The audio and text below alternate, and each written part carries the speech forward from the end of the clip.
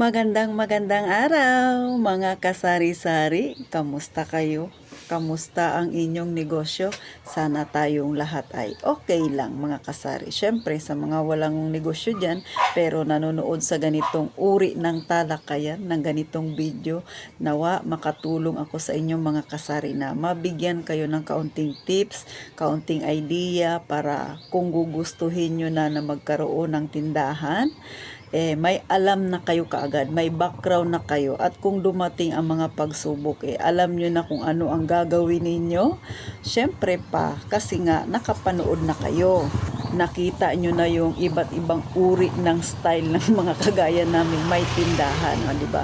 Pero ano man ang marinig ninyong ingay, hayaan nyo na mga kasari, ha. Gaya ng palagi kong sinasabi, ang tindahan ni Ate Tintin, harap ay kalsada, daanan ng motor at tricycle. Dagdag pa yung aso na maingay, kapitbahay namin. So, dito na tayo, ha. Good vibes lang sa Ate Tintin. Hindi ko masyado iniintindi ang ingay na yan. Kayong mga may tindahan, dumating na ba sa inyo na parang gusto nyo nang mag-quit? Gusto nyo nang itigil na lang ang pagtitindahan, lalo na kung nakita mo na yung iyong tindahan dati lumago na, tapos nagka-problema, balik ka na naman sa dati, alog-alog na yung tindahan mo, tapos parang pakiramdam mo humihina ang benta, kumukonti ang yung customer, ang hirap-hirap ng magbenta, ang hirap-hirap ng kitain kahit ang 500. Huwag kayong mag-alala, naramdaman ko rin at na-experience yan sa mga wala namang tindahan. Pero may mga kapitbahay na may mga tindahan, may mga kaibigan na ang kanilang kaibigan ay ganito rin ang negosyo tapos nagsara. Napapadalawang isip na ba kayo na wag na lang ituloy ang inyong pangarap? Nag-iisip kayo na bakit siya nagsara? Paano kaya kung ako rin mag-quit sa trabaho ko tapos magtindahan ako, baka magsara din ako? Ay, wag na lang. Naisip nyo rin ba yan? Syempre, maibibigay na tips si Ate Tintin sa inyo. Pero bago tayo magsimula, sa mga hindi pa naka-like at subscribe, please mga kasari, pagbigyan nyo na si Ate Tintin sa lambing niya. Di ba? Pa-like na lang at saka subscribe. Gusto ko lang na ma-share sa inyo yung aking experience at saka syempre makabigay ng makapag-motivate pa ng iba dyan na pinagdadaanan ito ngayon kasi pinagdaanan na ito ni Ate Tintin. Ako talaga ay nagsimula lang ang punan ko sa 20,000. Nung mga ilang buwan na nakikita ko gumaganda na ang aking tindahan. Syempre lalo kang namomotivate, lalong nag-aalabang yung damdamin na ayusin pa. Pero dumating ako sa point na gusto ko nang bumitaw. Gusto ko nang isara ang tindahan ko. Bakit? Kasi itong anak ko nagpinasaway. Nag-apply ng trabaho. Siyempre, siging kahingi ng pera sa akin. Hugot ng pera sa tindahan. Katulad ako, dito ko kinukuha lahat. Ang tubig, ilaw, tapos wifi, pagkain namin, diba? At kung ano-ano pa. Tapos dadagdagan niya pa ng ganun. Sige ka-apply, wala namang napuntahan. Tapos magkasunuran yun. Pagkatapos nun, na-scam ako ng hindi birong halaga. So pagkatingin ko sa aking tindahan, sobrang alog na, diba? Kung dati nakikita ko talagang yumayabong na, para siyang puno nung muli kong balikan. Bakit? Kung ang puno, 'di ba, nananamlay, nanlalagas ang dahon, ang tindahan ko ay parang ganun din. Balik siya, parang nagbalik yung puhunan ko sa 20,000. Bakit? Kasi nag-alog-alog na ang itsura ng tindahan ko.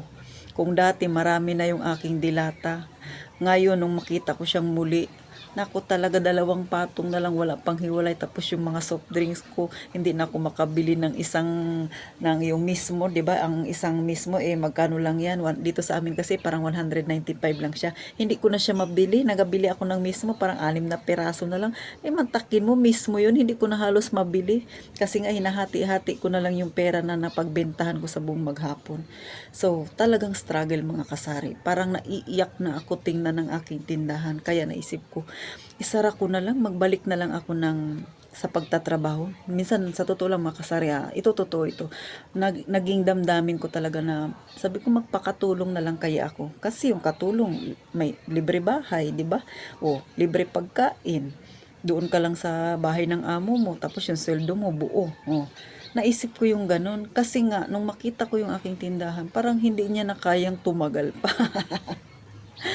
Pero, syempre, gumawa pa rin ako ng paraan. Kasi nandun pa rin yung damdamin ko na itayo pang muli yung aking tindahan. At saka, may pag-asa pa akong natitira. Kahit ganun na lang yung pag-asa na natitira kong mga kasari. Talagang nilakasan ko pa yung loob ko. So, syempre, ikaw ba naman na pagdaanan mo yun, di ba? Panay kuha ng pera sa tindahan. Dagdagan pa na na-scam ako ng medyo malaking halaga. So, talagang sino ba namang hindi bibigay? Oh. Pero, ang ginawa ko ay pinag-pray ko yung tindahan ko. Nagbaka sakali ako na maitatayo ko pa ulit yung aking tindahan. So, naghigpit ako. Sa totoo lang mga kasari, lahat na ng sideline yata na para sa tindahan na maiangat para makabenta ay nagawa ko na. Nagbenta ako ng uling, nagripak-ripak ako kahit na nagkanda itim-itim ang kamay ko. Ginawa ko yan mga kasari. Sa isang sako, kumikita ako ng 50, minsan 70. So, depende sa ripak ko. Tapos yung nagde-deliver dito sa amin ng tubig kasi meron namang refilling station dito. So kinausap ko yun mga kasari. Sabi ko sa nagde-deliver ng tubig, pwede ba ako magbenta ng tubig pero wala akong galon? Pwede ba nasa inyo yung galon? Tapos parang ang style, iiwan lang nila sa akin tapos tutubo ako. Aba, pumayag. O, nakakuha ako ng 10 galon. Libre lang yun. Wala akong puhunan. Di ba mga kasari? Ano pang ginawa ko? Gumawa ako ng mga palabunutan na yan. Gumawa ako ng Shanghai. Nagtinda ako ng mga frozen foods. Pero pakunti-kunti, gumawa ako ng ice candy. Ba't ako gumawa ng ice candy? Kasi yung binili ko na gatas na isang ganyang kalaki na pack, pagtingin ko, isang buwan na lang, ma-expired na. Ay, syempre, hindi ko naman sigurado na kung may bibili doon. Paano kung walang bibili? O, diba? Ang ginawa ko, nag-ice candy ako. Bumili ako ng buko meat. Buti, may nabilihan ako ng buko meat na medyo mura lang. So, kumita ako. Dumoble pa yung kita ko. Ganon, mga kasari. Ano pa yung aking tinagagawa, ha?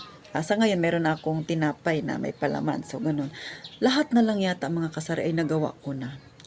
Pero alam niyo ba mga kasari, sa totoo lang, pagkatapos ng lahat ng yon na nakita ko, mga isang buwan kalahati o dalawa, nakita ko gumanda na yung itsura ng aking tindahan. Kasabay nun, nawala na yung, hindi na mabenta sa akin yung palabunutan. Pero, kumbaga, umangat na yung aking tindahan. Marami pa akong ginawa mga kasari, nagluto pa ako ng corn dog, naglagay pa ako ng palamig, naghalo-halo pa ako. So, kung makikita ninyo, marami akong itininda mga kasari na nakatulong sa aking tindahan para yung maliit lang ang punan pero malaki yung tinutubo. So ganun mga kasari. Pero napansin ko mga kasari, nung nalampasan ko yun, yung binebenta ko dati na halo-halo, hindi na siya ganun kabenta kasi paulan na, tapos pabago-bago na ang klima dito sa amin. So malulugi na ako. Yung palabunutan ko, dati kasi may borders dito na maraming anak, so mabenta siya. Ngayon ay wala na, so naririnig nyo, hindi na ganun karami yung mga bata. So, tinigil ko na yun. So, hindi na rin ako nagawa ng ice candy, kasi nga, yung panahon nga, pabago-bago. Parang nagkataon lang talaga siya mga kasari. Kung saan ko siya kailangan, doon talaga siya naging mabenta. So, ibig sabihin, pinag-pray ko kasi yung aking tindahan na sabi ko, Lord, sana maging maayos naman. Kasi wala akong ibang mapagkukunan. Talagang sinabi ko na ito na lang yung huli kong magagawa na paraan. Sana kahit papano lumago. So, siguro naawa yung Lord sa akin. So, kumita ako. Tapos pagkatapos nun, hindi na siya ganun kabenta. Parang sinadya lang talaga na bumenta ako ng ganun para makabawi ang aking tindahan. Ganun mga kasari. Pero ngayon, tuloy-tuloy pa rin yung aking tubig, yung uling ko, yung Shanghai, nagpapa-order ako. Frozen food, meron din ako, pakunti-kunti. Tapos ice candy, din ako gumagawa. Pero may ice pop ako kasi yung ice pop, bibilihin ko na lang siya, lalagay na lang sa rep. Yung ice candy, same lang sila ng tubo. Tapos magpapagod pa ako. Ganun ang ginawa ko mga kasari. So ngayon, kung makikita ninyo pakita ko yung aking tindahan sa inyo. So, ito na siya mga kasari. Kikita nyo yan yung bandang likod ko. Panay na yan, sabon, di ba? Marami na siya, ganyan. Tapos, meron pa yan sa itaas. Ganyan. Ganyan siya mga kasari. Doon sa pinakataas nito mga kasari ay mga school supplies. So, tapos pag ganyan ka, ayan may panibago yung mga conditioner. Tapos, ganyan. Ito sa taas panay kape. Bababa ka ng konti. Ayan na siya. So, ganyan na siya karami. So, ngayon. Paikot yan mga kasari. Ganyan. Tapos yan. Yan. So, Ayan, ganyan na siya mga kasari. So, marami na talaga siyang laman. Tapos, sa bandang harapan ko, ito dito, mayroon pa yan. So, ito yung pinakaharapan ng tindahan ko mga kasari. So, ganyan. So, ayan, yung pinakababa niyan, maraming mga soft drinks na dyan mga kasari. So, ganyan na po ngayon ang tindahan ni Ate Tintin na dati ay struggle din talaga mga kasari. So, ngayon, tatayo ako para makita ninyo na ang itsura ng aking tindahan mga kasari. So, ganyan na siya ngayon mga kasari. Talagang pinagdaanan ko yung hirap bago ko muling naibangon ang aking tindahan. So, sa mga kagaya ko rin na pinagdadaanan yan ngayon, kailangan lang wag mawala yung pag-asa. Kasi pag may pag-asa ka pa, kaya mo pang gawa ng paraan. Higit sa lahat, ipag-pray mo yung iyong tindahan. Lahat talaga dumadaan sa mga ganyan. Walang mga successful na business na magsasabi na ako naging success pero hindi ko yan napagdaanan. Walang ganon. Lahat ay pagdadaanan yan mga kasari. Pero kailangan maging matatag ka. At saka syempre, yung pananampalataya mo sa Panginoon ay wag na wag mawawala. Kasi nasa pinaka mahirap na buhay mo, yung Panginoon lang yung pwede mong kapitan at saka yan lang yung pwedeng makatulong sa'yo para kahit papano back on your feet. Sabi nila nag-English na siya titintin. Pinapatawa ko lang kayo mga kasari, pataka-taka lang siya titintin English, di ba? Pero totoo yun mga kasari. Mahirap kasi pagka yung pag-asa ay wala na sa'yo. Tsaka syempre yung pananampalataya mo talaga kailangan wag mawawala yun kasi yun lang yung nakikita kong paraan para maging matatag ka, 'di ba? Ganun mga kasari. So thank you sa mga nanood, sa mga iba dyan na ngayon ay pinagdadaanan nito. Sana ay nakabuti ito ng kahit kaunti sa inyo na napanood nyo ako. Sana ay mamotivate din kayo. Sa mga walang tindahan dyan na nag-iisip na ayoko na magtindahan, ganyan pala. Ay wag po. Sa bagay, may kanya-kanya naman tayo kung kaukulan kung saan tayo nararapat. Pero kung sa tingin ninyo, kaya nyong yung nagawa ko ay kaya nyo pang lampasan, kasi sa akin naman yung mga simple lang yung ginawa ko, go kayo mga kasari. Kung ano yung laman ng puso nyo, doon po kayo. Kasi yung pagnenegosyo kailangan nandito, sa puso. Walang pilitan. So thank you ng marami mga kasari. Sana na-inspired kayo sa kwento ni Ate Tintin. At sana yung iba dyan nakakuha ng kaunting idea at tips ha. Paano mga kasari? Palaging sinasabi ni Ate Tintin, mag-iingat kayong palagi.